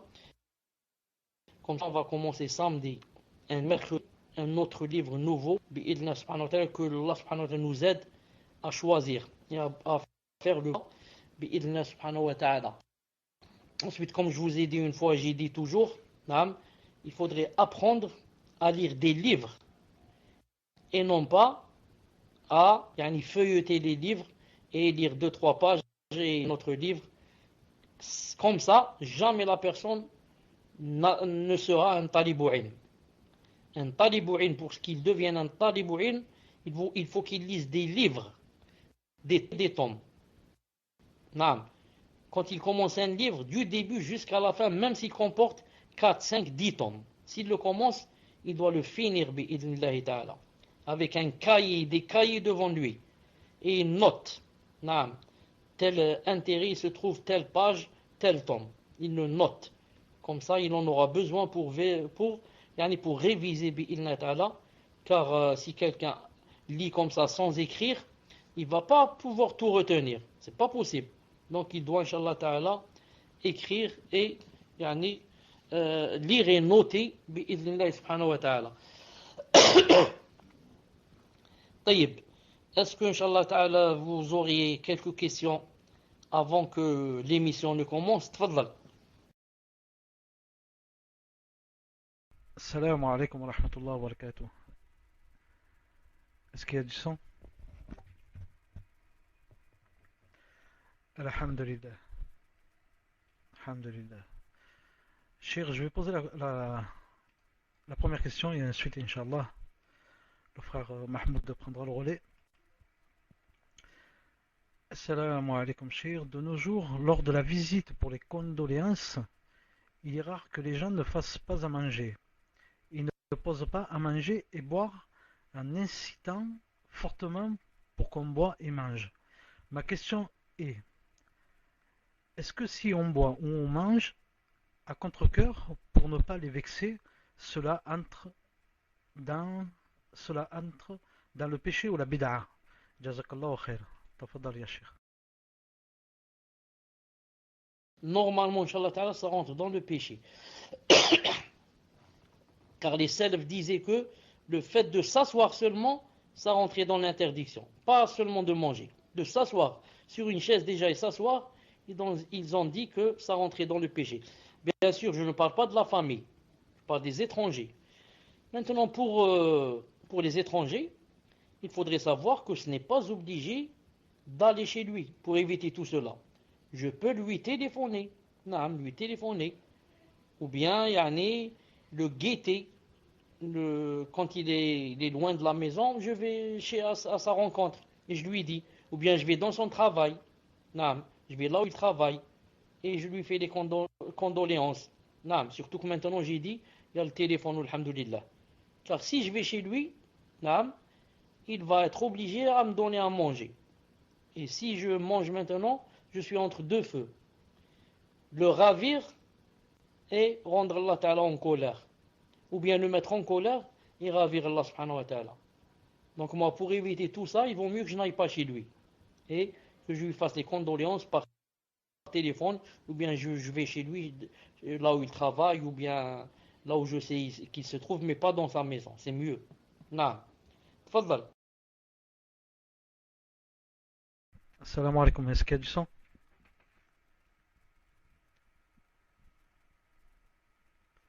Alhamdulillah. Donc je prends le relais. Par contre, Mahmoud, je te demande de. Je vais t'envoyer les pseudos auxquels je me suis arrêté pour que tu puisses récupérer d'autres questions, Inch'Allah. Mais bon, j'en ai récupéré pas mal. Question suivante. Question d'un frère. Salam alaikum wa rahmatullah, Cheikh. Je suis un frère. Il y a quelques mois, je me suis rendu chez ma famille au bled après la mort de mon grand-père. Rahimahullah. À mon arrivée, j'ai vu que ma grand-mère s'était vêtue de tout blanc pour faire le deuil de son époux. Nous lui avons dit et répété que cela n'était pas légiféré et qu'elle faisait une innovation, mais elle n'a pas voulu nous écouter. Et moi, n'ayant pas supporté le fait qu'elle s'habille de la sorte, j'ai alors décidé de ne pas loger chez elle toute la durée de mon séjour. Et j'ai informé la famille que je ne remettrai pas les pieds chez eux tant qu'elle ne changera pas ses vêtements. Ma question est, ai-je mal agi? Également, puis-je avoir votre numéro pour une question importante? Barakallahu fikum wa jazakallahu khairan. Je rappelle que Cher Inch'Allah mettra un numéro de téléphone en place, Inch'Allah, et lorsque cela sera fait, il nous avertira. Barakallahu fikum, tafadal Cher. Inch'Allah Ta'ala. Inch'Allah, dès que je mettrai le numéro en ligne, je vous avertirai, Inch'Allah Ta'ala. Quant à la personne, ce qu'elle a fait, ça rentre, Inch'Allah Ta'ala, ça rentre dans l'exagération. Ça rentre un peu dans l'exagération. Car la personne, toi, tu viens dit et montré. Et maintenant, c'est à elle de choisir. Non, on ne peut pas lui dire, ou bien tu enlèves les vêtements, ou bien je ne vais pas habiter ici, ou bien je ne vais plus te parler, ou bien ceci, ou bien cela. Non. Donc, si maintenant à cause de, elle a mis les vêtements blancs, et bien sûr ça se fait pas, il n'y a pas un habit spécial pour le deuil, à cause de cela, je vais couper les liens avec ma grand-mère, ou je ne sais pas qui tu as cité exactement, dans ce cas ça devient grave. Nous tous, on va quitter nos familles, parce qu'il n'y a pas une personne dans notre famille qui ne fait pas des choses pareilles, qui ne fait pas des choses plus graves. Non. Mais par contre, il faut compter avec la personne et si je la déteste ou si je la hais cette personne, je hais ce qu'elle vient de faire. C'est pas elle-même la personne. Comme a dit Allah subhanahu wa ta'ala dans le Coran, une seconde, je vous cite le verset en français, je fais sortir en arabe. إني بريء مما تعملون بريء مما تعملون فإن عصوك فقل إني بريء مما تعملون فإن عصوك نعم. Regarde ce verset أخي. Allah Ta'ala dit فإن عصوك, il parle au prophète فإن عصوك فقل إني بريء مما تعملون, c'est-à-dire en français, mais s'ils te désobéissent, dis-leur, moi, désavoue ce que vous faites. Shura 216. Shu'ara 216. Mais s'ils te désobéissent, qu'est-ce que tu dis? Je désavoue ce que vous faites, et non pas, je me désavoue de toi. Il n'a pas dit, je me désavoue de toi, et je vais pas avec toi, et je vais aller à l'hôtel. Mais il a dit, je me désavoue de ce que tu as fait. De ce que tu as fait. Il y a une grande différence entre se désavouer de ce que tu fais et se désavouer de toi. Wallahu ta'ala alam. Mais, Inch'Allah, que Allah subhanahu wa ta'ala te récompense pour ta niya et pour avoir fait ça pour le din, etc. Mais, il faut suivre, Inch'Allah ta'ala, le juste moyen, le juste milieu, bi'idnillahi ta'ala. Tfaddal. Barakallahu fikum cheikh. Question suivante. Question d'une sœur. Cheikh, est-ce que cela rentre dans la malédiction si l'on visite souvent la tombe de son époux décédé, car il nous manque beaucoup? Jazakumullahu khairan. Tafaddal cheikh. Si on le fait souvent, on rentre dans la malédiction, d'un côté. Et de l'autre, on risque de rentrer dans la bid'a, dans l'i'tiqad, dans la aqida. Pourquoi? Parce que cette personne, si maintenant elle va aller souvent comme ça à son mari, il est possible qu'elle croie que son mari, donc, sans sa présence, ou que son mari sait quand elle vient, ou que son mari peut-être l'entend quand elle parle, et comme ça. Car, à force d'y aller, petit à petit, ces sentiments vont naître en elle, comme quoi il m'entend, comme quoi il sait que je suis venu, comme quoi il sait que je suis, comment dirais-je, fidèle. Preuve, il est mort et je suis souvent chez lui. Je dis à cette personne, Naam, taqillah subhanahu wa ta'ala, il n'y va pas souvent. Tu vas aller avec une bonne niya et tu vas revenir avec la malédiction d'Allah, qui est grave. J'ai vu tout à l'heure que Cheikh Fawzan, hafidahullah, Cheikh Ibn Uthaymin et beaucoup de savants contemporains d'Arabie Saoudite, de grands savants, disent carrément qu'il est interdit à la femme d'aller au cimetière, carrément. Et maintenant, si on a cité le deuxième avis, même si je suis convaincu du deuxième et pas du premier, mais j'ai bien dit que, à condition de ne pas exagérer, de n'y aller que de temps en temps pour la femme. Non. Sinon, la rentre dans la malédiction qu'elle craigne Allah subhanahu wa ta'ala. Tfaddal. Et si vraiment elle aime son mari et elle est fidèle à lui, etc., alors qu'elle lui fasse des doigts. Des doigts quand elle est dans sa chambre, dans le salon, cuisine, qu'elle lui fasse des doigts. Allah subhanahu wa ta'ala, ses doigts, bi'idnillahi ta'ala, si elle remplit les conditions. Tfaddal. Barakallahu fikum cheikh. Question suivante, question d'une sœur. Assalamu alaikum wa rahmatullahi wa barakatuh. Qu'Allah vous récompense, cheikh, pour le temps que vous nous accordez. Une sœur demande, par rapport à la visite des tombes, est-il autorisé d'aller visiter les tombes des parents koufar? Tafadal, cheikh. Le prophète, sallallahu alayhi wa sallam, dans Sahih Muslim, est allé visiter le tombeau de sa mère, qui est morte, mushrika, associatrice, c'est-à-dire kuffar, kafira. Et il a demandé à Allah subhanahu wa ta'ala de lui pardonner, et Allah ta'ala, donc il a pleuré, sallallahu alayhi wa sallam, et a fait pleurer tous ceux qui étaient autour de lui. Ils lui ont dit pourquoi tu pleures? Il a dit je demandais à Allah Ta'ala que je lui demande le pardon, il n'a pas accepté. Et je lui ai demandé d'aller visiter sa tombe, il a accepté. Donc il est permis d'aller visiter la tombe d'un kafir. Naam. Surtout si c'est quelqu'un de la famille, comme a fait le prophète alayhi salam avec la tombe de sa mère. Sallallahu alayhi wa sallam. Tfaddal.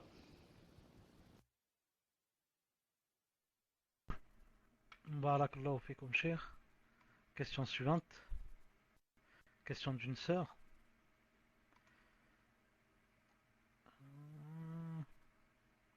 Tac, tac, tac. Je voudrais savoir s'il nous est pardonné toutes les innovations passées par ignorance et par suivi de traditions familiales. Une fois qu'on rentre dans le minhaj et qu'on soit sunna et qu'on suit la sunna, comme pour les convertis. Barakallahu fikum. J'espère que vous avez compris la question, cher. Tafaddal.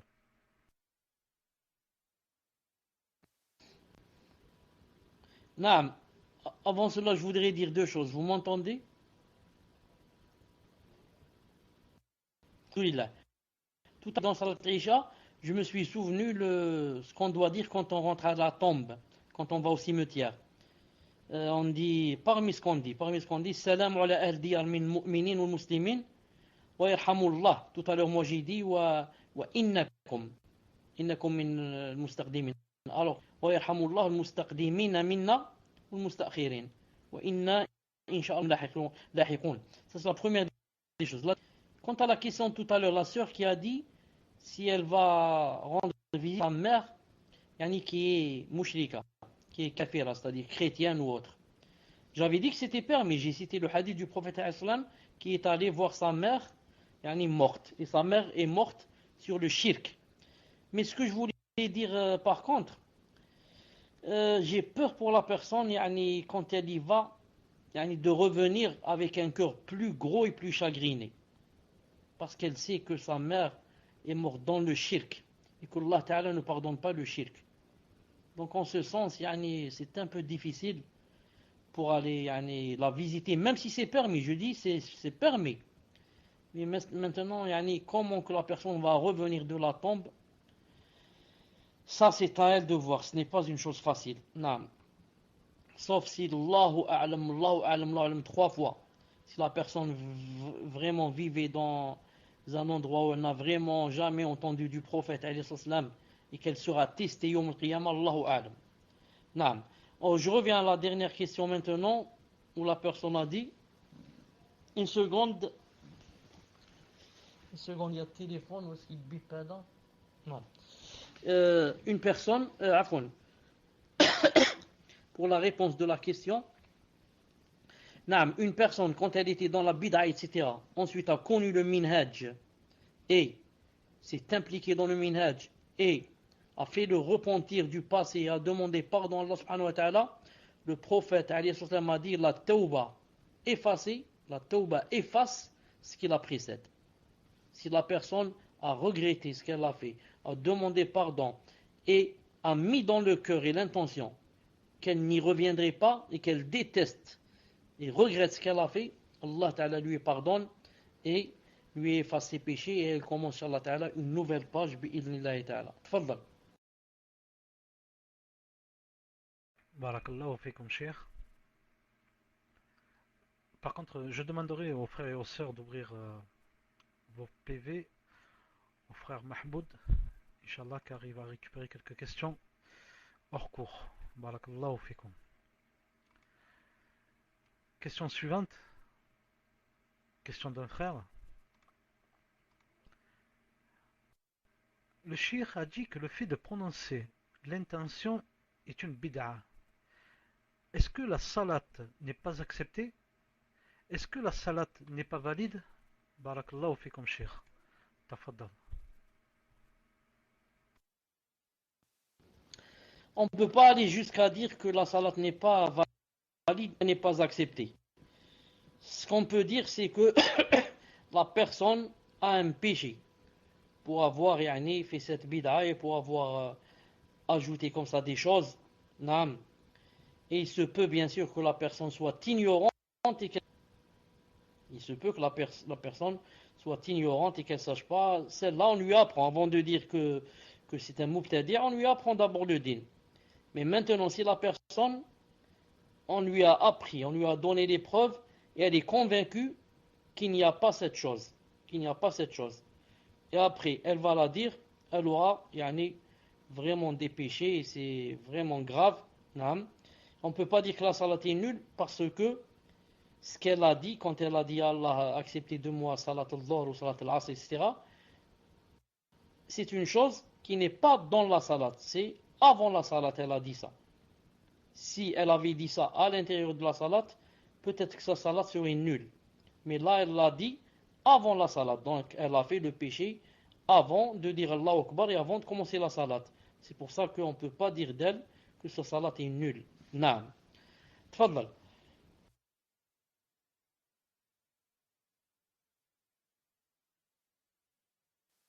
Dans le même contexte, beaucoup de gens, quand je suis à la mosquée, je l'ai remarqué, beaucoup de gens, avant de dire Allahu Akbar, quand il lève ses mains pour dire Allahu Akbar, il dit d'abord Bismillah. Il dit Bismillah et il lève ses mains et il dit Allahu Akbar.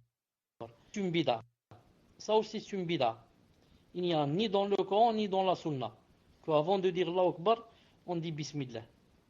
Certes, si la personne par exemple était assise et maintenant elle va se lever yani, pour prier. Et en se levant, elle a dit Bismillah. C'est-à-dire, au nom de Dieu, je me lève. Pas grave. Mais croire qu'avant de dire Allahu Akbar, je dois dire Bismillah, ça rentre dans la bid'a. Tfadal. Barakallahu fikum, Cheikh. Je vais poser la prochaine question, Inch'Allah, et ensuite je laisserai le relais au frère Ibn Mohammed en lui expliquant que nous sommes aux questions-réponses et que les questions sur le cours, c'est la dernière que je vais poser, et ensuite on va poser des questions hors cours que le frère Mahmoud a récupéré, Inch'Allah. Question suivante, question d'un frère. Je voulais savoir si les gens qui font des du'as avec Al-Fatiha se basent faussement sur le hadith qui dit qu'il n'y a pas d'invocations qui ne sont pas exaucées avec Al-Fatiha. Je ne sais pas si vous avez répondu à cette question la fois dernière, car je me suis endormi. Je voulais savoir si vous avez déjà entendu que Adam et Ève se sont mariés et ils ont récité Al-Fatiha ou le Tashahhud. Car une fois, je suis allé à un mariage, avant de réciter Al-Fatiha ou le Tashahhud, la personne a dit cela. Ah, subhanallah, j'ai pas la suite, Cheikh, désolé. Je pensais avoir la suite et je ne l'ai pas. Donc on va passer à une autre question, Inch'Allah. Désolé. Une sœur souhaitant se marier. Ah si. Ah. En fait, Cheikh, c'était la fin. On me dit que c'était la fin.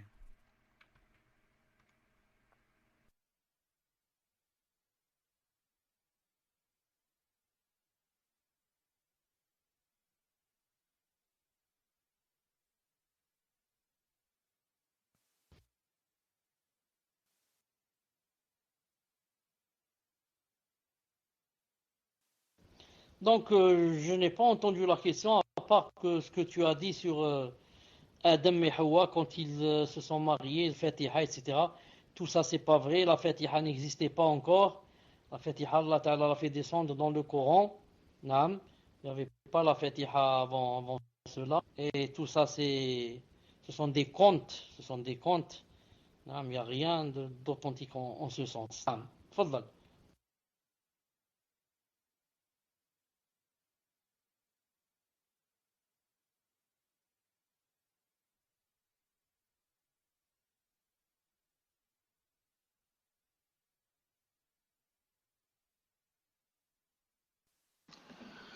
بسم الله الرحمن الرحيم الحمد لله رب العالمين والصلاة والسلام على نبينا محمد وعلى آله وصحبه أجمعين السلام عليكم ورحمة الله وبركاته Je prends en cours, on m'envoie les questions, ou autre, je sais pas.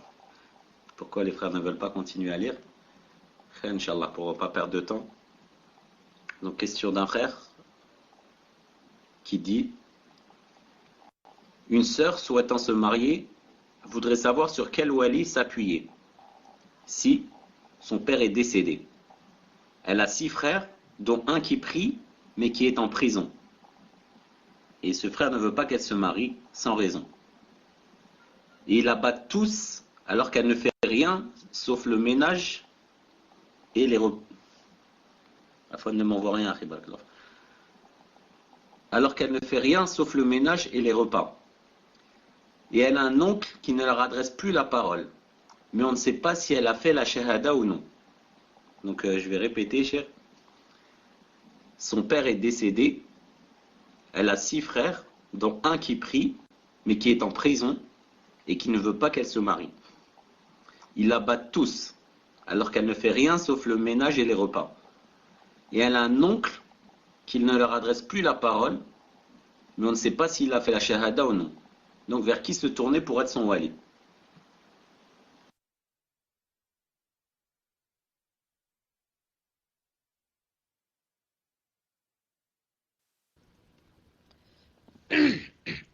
Elle a cité qu'elle avait d'autres frères, 5 ou là. 5 frères ou là. Si maintenant elle est dans le besoin de se marier et voit ou elle sent qu'elle doit se marier, elle peut plaindre, si je puis dire, ou demander de la marier dans un consulat. Si elle est en France, dans un consulat islamique. Non. Si elle est au Maroc, plus facile. Chez les Adoul, parce qu'ils ont ça dans le consulat du Maroc, etc. Partout il y a ce qu'on appelle les Adoul qui marient. Non. Sinon, elle sera obligée de voir un imam. S'il n'y a qu'un imam qui la marie et que ses frères ne veulent pas la marier. Non. تفضل.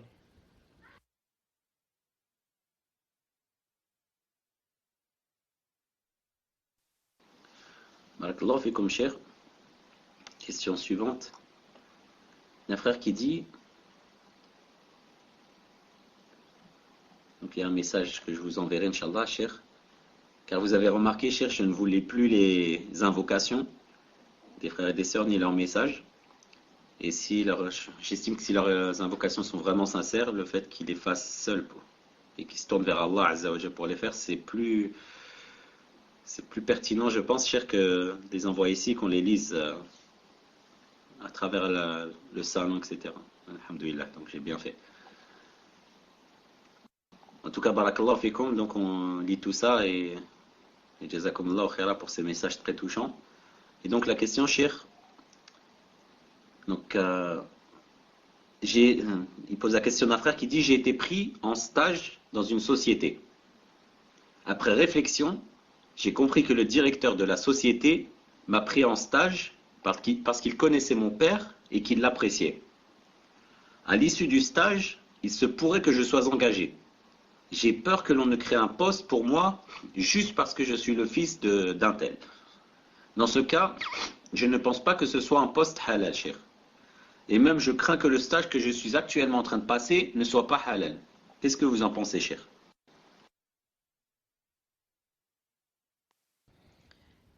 Je n'ai pas compris. Pourquoi ce serait pas halal? Si celui qui a comment ça s'appelle, cette compagnie ou cette société, il veut ajouter de nouveaux postes. Et il veut spécialement un poste pour toi à cause de ton père et lui faire plaisir et ajouter un poste. Où est l'interdiction? Je ne comprends pas. Il faudrait qu'il me dise c'est quoi l'interdiction pour que je comprenne. Peut-être qu'il y a des choses, des transgressions à des lois que je ne connais pas. Non. Sinon, si quelqu'un a une compagnie, il veut faire travailler quelqu'un à cause de son père ou à son grand-père, où est l'interdiction? Tfadal.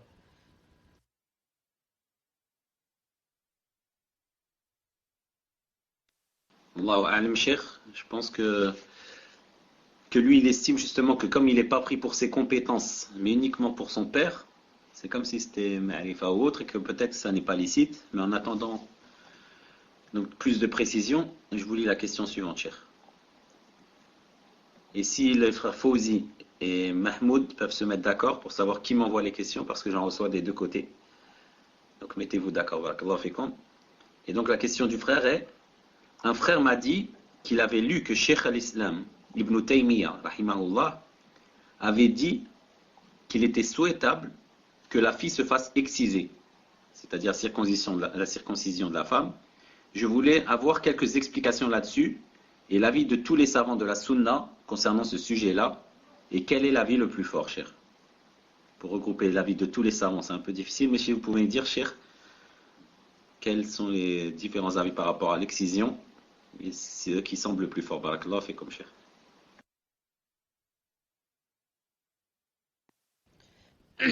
Reprenez-moi si je me trompe. L'excision, donc, c'est ce qui est par rapport à l'homme, la circoncision, n'est-ce pas? Est-ce que c'est cela? Alhamdoulilah. Je dis, la circoncision pour l'homme, s'il ne la fait pas, il aura des péchés. Sauf quoi? Sauf si par exemple le médecin lui déconseille, lui dit, si tu fais cela, tu risques de tomber malade ou de mourir ou. Le premier à être circoncis, c'est qui? C'est Ibrahim alayhi salam. Il s'est circoncis à l'âge de 80 ans. 80 ans. Donc regardez, 80 ans, il n'a pas dit que je suis vieux et ça ne se fait pas. Et la première des femmes à avoir fait l'excision, ou comment ça s'appelle, la circoncision, c'est qui? C'est sa femme. C'est qui? Sa femme Hajar. Et celle qui lui a fait l'excision ou la circoncision, c'est qui? C'est Sarah. C'est sa première femme, Sarah. Al-Muhim. Conclusion. Pour l'homme, c'est obligatoire. Pour la femme, l'avis le plus fort et l'avis qui a des dalils et l'avis de la plupart des savants, c'est que pour la femme, c'est seulement conseillé, que ce n'est pas obligatoire. C'est seulement conseillé. Ils ont dit sunna, c'est tout. Et certains ont dit mubah, tout juste permis. Tout juste permis. Et d'autres ont dit maximum, c'est quoi? C'est conseillé et ce n'est pas obligatoire. Ce n'est pas comme l'homme, s'il ne fait pas, il a des péchés. Ensuite, vu que les organes génitaux de l'homme et de la femme ne sont pas semblables. L'homme, s'il ne fait pas la circoncision, même du point de vue, quand il va faire la salate, il aura des problèmes. Car il y aura toujours des gouttes d'urine qui resteront dans son organe génital. La femme, non.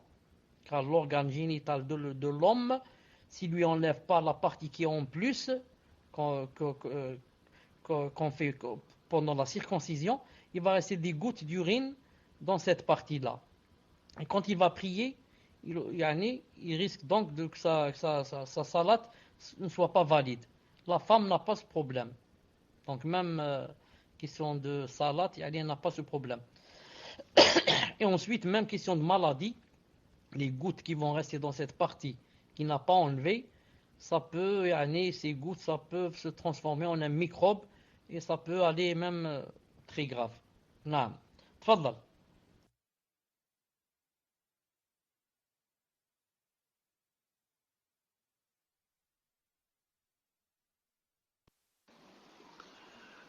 Barakallahu fikum, cher. Donc question suivante d'un frère qui dit: est-il permis à un homme de partir étudier la science, que ce soit l'arabe, aqida ou autre, dans un autre pays, comme l'Égypte, l'Arabie, etc., en laissant sa femme seule avec les enfants en France? Si cela est permis, cher, combien de temps le mari peut-il laisser son épouse seule? Barakallahu fikum. Cela est permis, bi'idhnillah subhanahu wa ta'ala, après quoi? Après qu'il y ait accord entre lui et sa femme. Si maintenant sa femme lui dit, tu peux t'absenter par exemple une année, et lui il sait qu'en allant étudier une année, il n'aura pas de problème, car maintenant s'il va étudier, ensuite ne pas se retenir et a'udhu billah tomber dans la zina, Donc c'est quoi ces études? Il vaut mieux que je reste ma femme ignorant plutôt que j'aille demander la science et tomber dans la zina. Ça c'est par rapport à lui.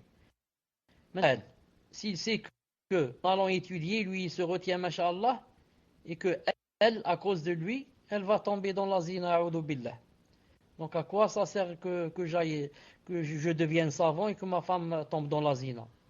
Donc maintenant, il faudrait qu'il soit sûr de sa part et elle, qu'elle soit sûre de sa part et ils se mettent d'accord que, par exemple, elle dit je peux pas, par exemple, me retenir plus de 3 mois, ou bien 2 mois, ou bien 4 mois, ou bien ça dépend de la femme et ça dépend de lui. Ils se mettent en accord et ils voient, Inch'Allah Ta'ala, comment et quelle est la durée qu'ils vont choisir, bi'idnillahi subhanahu wa ta'ala.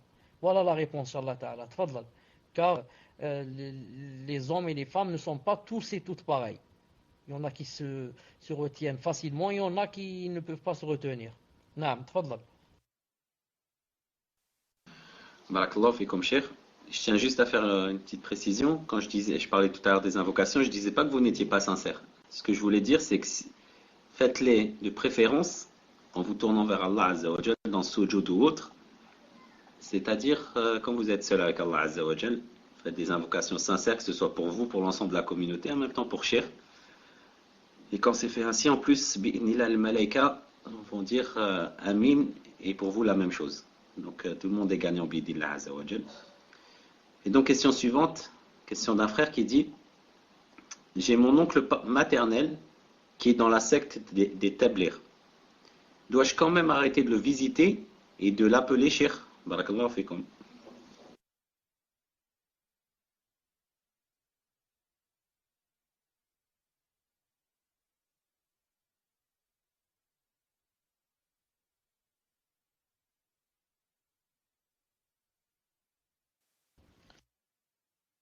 Qu'est-ce qu'il a dit à la fin? Est-ce qu'il a dit de l'appeler?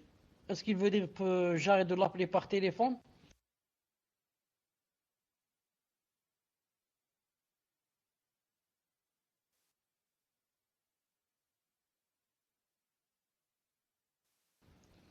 En fait, il ne faut pas oublier une chose. Il ne faut pas oublier que quand c'est quelqu'un de la famille, qu'il a un autre droit sur nous. Quel est le droit? Le droit de la famille. Non. Quand c'est une personne que je ne connais pas, une personne qui n'est ni de ma famille ni mon voisin, celui-là, naam, je lui fais des nasiha, quand il n'arrête pas, je coupe court avec lui. Mais maintenant, quand c'est quelqu'un de ma famille, il y a le fait, yani, relation religion et relation famille. Même si je le coupe côté religion, il reste toujours le côté familial que je ne dois pas couper. Naam, sauf si vraiment, yani, cette personne, elle va me faire du mal dans mon din et comme ça. Donc moi je dis à cette personne, puisque c'est ton oncle, naam, à chaque fois, Inch'Allah Ta'ala, qu'il y a l'occasion de le rencontrer et de lui parler, parle-lui. On ne sait jamais s'il revient ou s'il ne revient pas. Naam. Et maintenant, personne ne t'oblige de le fréquenter. Il y a une différence entre ne pas couper les liens et entre fréquenter la personne. Personne ne t'oblige à fréquenter cette personne. Naam. Pour ne pas couper le lien, si c'est une personne âgée, etc. Pendant l'Aïd, tu lui téléphones par exemple, ou quand il tombe malade, etc., pour demander après lui, car je ne coupe pas les liens familiaux. Mais reste maintenant, pour le fréquenter, je ne le fréquente pas. Non, je ne le fréquente pas et je déteste ce qu'il fait. Et je suis contre ce qu'il fait. Et je suis chagriné de ce qu'il fait. Non. Voilà, Inch'Allah Ta'ala, la réponse. Wallahu Ta'ala alam. Tfadlal. Barakallahu fikum, Cheikh. Question suivante d'un frère qui dit mes parents ne sont pas mariés, mais ils sont ensemble depuis que ma mère a 15 ans et mon père 18 ans. Mes deux grands-pères se sont rencontrés et mis d'accord sur le fait que le père de ma mère a donné la tutelle au père de mon père. Je répéterai à la fin. Afin que ma mère puisse vivre avec son père de manière officielle auprès de l'État français. Sans faire de halal, ma question est donc de savoir si mon épouse et mes filles doivent ou non porter le voile devant mon père. Par contre, la personne n'a pas précisé. Par contre, la personne n'a pas précisé si ce sont des musulmans ou pas. Et je ne sais pas si vous avez besoin de cette précision ou pas. Je répète quand même. Donc, ses parents ne se sont pas mariés, mais ils sont ensemble donc depuis longtemps. Les deux grands-pères, donc le père de son père et le père de sa mère, ils se sont rencontrés et ils se sont mis d'accord que le père de sa mère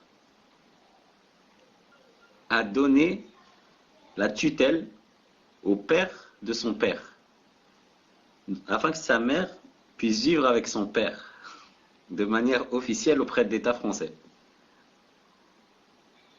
Donc sans faire de halal. Même en essayant de suivre, moi j'ai pas très bien compris.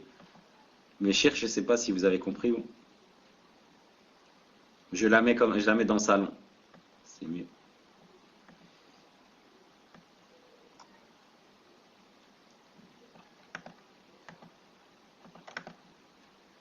تفضلوا شيخ.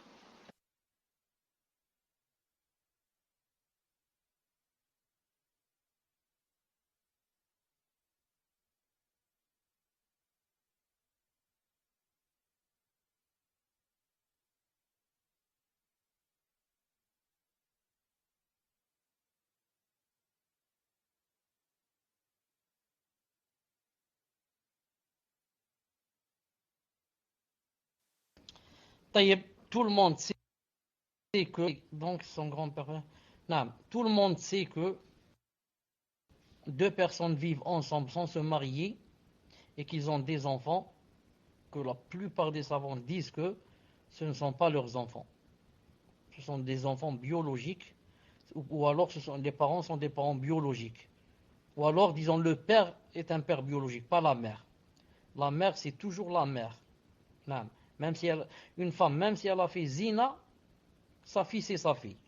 Elle s'affilie à elle, elle l'hérite et elle hérite d'elle, et comme ça. Par contre, le père, il est biologique. Donc le grand-père n'est pas aussi le père, n'est pas aussi le grand-père. Parce que si son fils, c'est un père biologique, donc le père aussi, je veux dire le grand-père, donc lui aussi il est biologique. Donc si c'est comme ça, c'est normal que la personne doit porter le voile. Non, la personne doit porter le voile. Je vous ai dit, sauf qu'il y a une fatwa de Cheikh Ibn Uthaymin, rahimahullah ta'ala. C'est pour ça que la personne n'a pas dit ici si ce sont des kofars ou ce sont des musulmans. Sauf la fatwa de Cheikh Ibn Allah qui a dit que il y a ici des gens qui vivent dans le coffre et croient et pensent que en vivant ainsi les enfants sont leurs enfants. Il a dit ce sont leurs enfants. Mais je n'ai entendu que parmi les savants contemporains, sauf Cheikh Ibn Uthaymin, rahimahullah, qui Tfaddal. Sinon, tous ils sont unanimes pour dire que c'est seulement un père biologique et pas le vrai père. Tfaddal.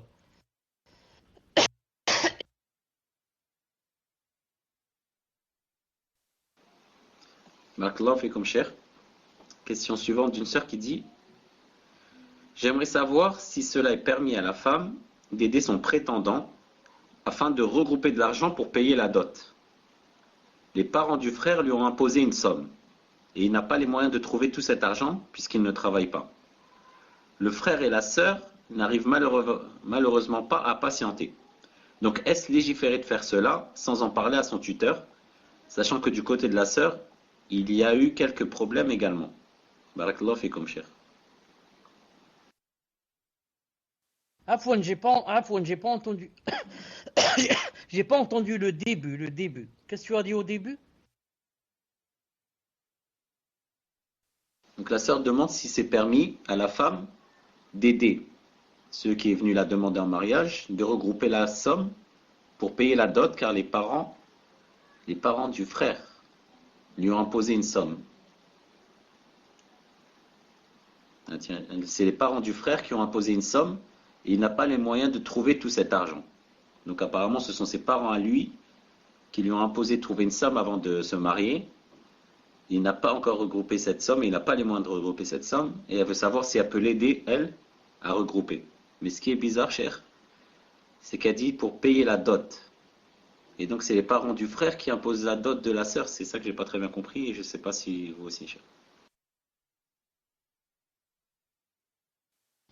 Non, mais c'est pas logique. C'est pas logique. La dot, c'est la femme qui la demande, qui l'impose. Ou alors, dans certains, le père, disons la famille de la prétendante, pas le prétendant. Donc elle peut l'aider en disant carrément que yani, je n'ai pas besoin de cette somme. S'ils ont demandé 10 000 euros, elle dit non, j'ai besoin seulement 100 euros. Elle lui facilite. Donc je vois pas comment yani, ils imposent. Ils peuvent pas. Donc c'est pas très clair pour moi. C'est pas très clair pour moi. Tfadal.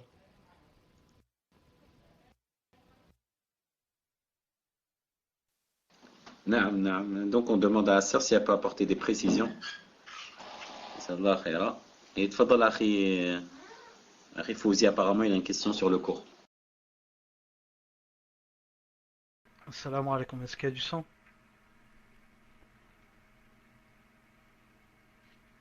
Alhamdulillah. Question d'une sœur. Devons-nous passer le salam à l'innovateur? Jazakumullahu khairan, cheikh. Tafaddal. Mais allez, je reviens à la sœur qui a posé cette question. Maintenant, si elle veut l'aider, elle est libre.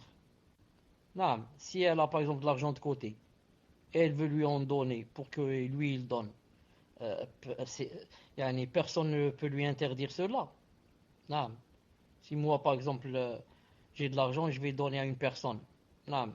Que ce soit cette personne, je vais marier avec elle ou pas. Je lui donne mon argent, je suis libre. Donc si elle a de l'argent de côté, elle veut l'aider, ce n'est pas interdit. Non. Quant au mubtadi', il y a deux sortes de mubtadi'a. Il y a le mubtadi' qui est jahil, qui est ignorant et qui ne sait pas. Celui-là, on lui apprend. On lui apprend le. Et il y a le mubtadi' qui défend la bid'a et qui propage la bid'a et qui combat ceux qui veulent le combattre. Et comme ça. Celui-là, ni on lui dit salam, ni on lui rend salam. Mais le premier, par contre, non. Le premier, c'est un jahil. Non, il fait des bid'as par jahl. Celui-là, je lui apprends. Je lui apprends son din et je lui donne des conseils et je patiente avec lui. Non. Mais s'il commence à défendre et à dire non, je suis sur la vérité, voilà les dalils, etc., celui-là, je commence à l'éviter. Non, tfadlal. Barakallahu fikum, cher.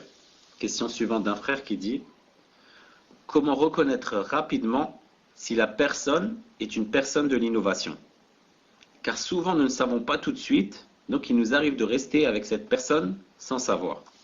Et là il ne précise pas si c'est un savant ou pas, en disant nous ne savons pas tout de suite, donc il nous arrive de rester avec cette personne.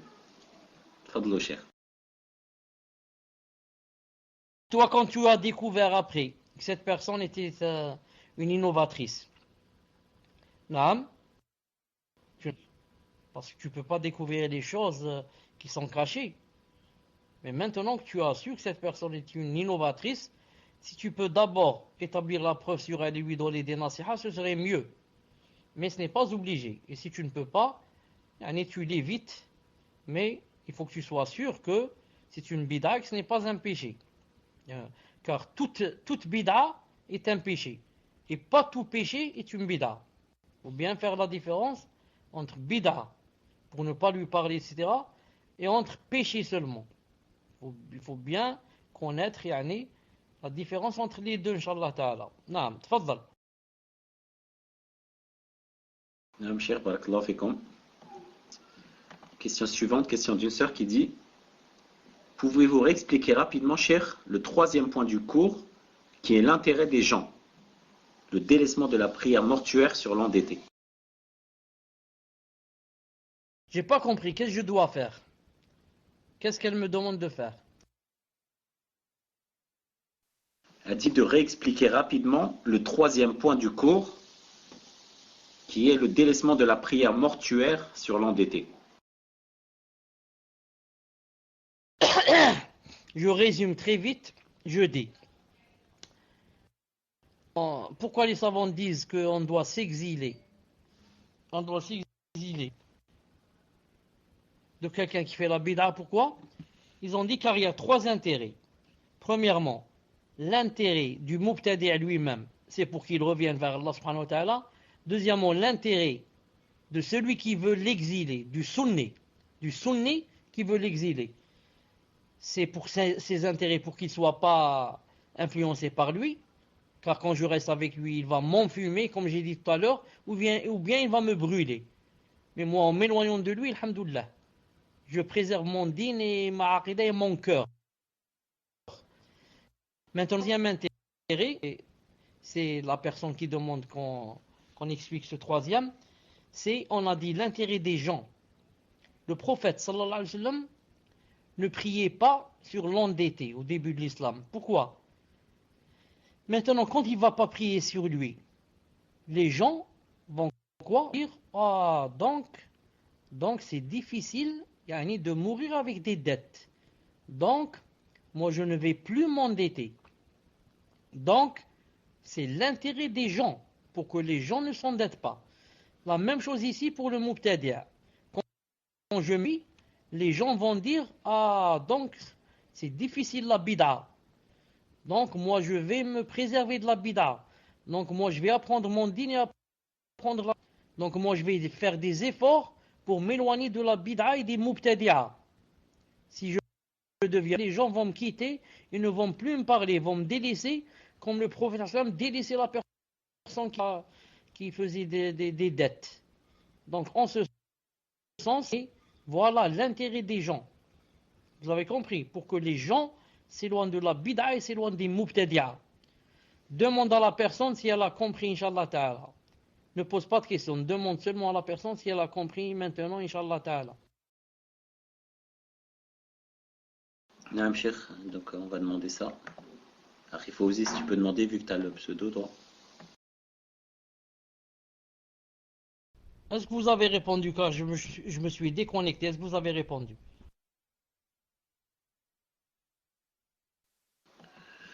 Donc frère Fauzi lui a demandé, ouais, alhamdoulilah, elle a bien compris. Et donc Cheikh, je passe à la question suivante.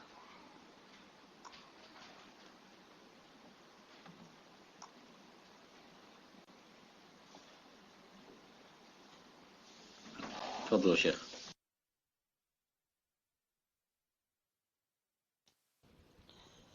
Naam, est-ce que vous m'entendez?